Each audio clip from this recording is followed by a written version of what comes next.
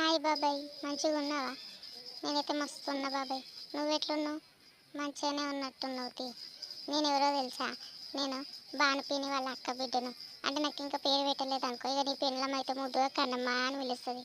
ఇక నువ్వేమని పిలుస్తావో నీ ఇష్టం. నేను కూడా చూసిన బాబాయ్ ఫోన్లో నిన్ను. మస్తు ఉన్నావు తీ. మరి నేను ఎట్లున్నా? ముద్దుగా ఉన్నానా?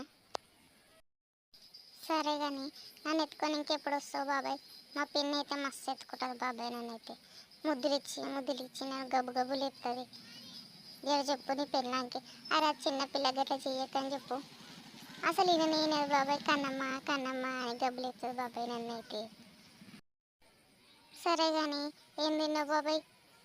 ఏం కూర వేసారు అవ్వళ్ళు? ఇక నీ పెళ్ళం అయితే తునకల కోసం మస్తు వీకులాడుతుంది మా అమ్మ.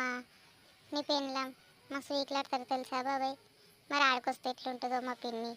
అంటే యాక్టింగ్ చేస్తుంది అనుకో తిన్నట్టు, కానీ మస్తు తింటుంది. నేను నీకు చెప్పినని మా పిన్నికి చెప్పకు బాబాయ్, మళ్ళీ ఫీల్ అవుతుంది. అసలే నాకు మా పిన్ని అంటే మస్తు ప్రాణం తెలుసా? ఈడున్నందుకు 2 రోజులకు ఒకసారి వచ్చి చూసిపోతుండే మా పిన్ని.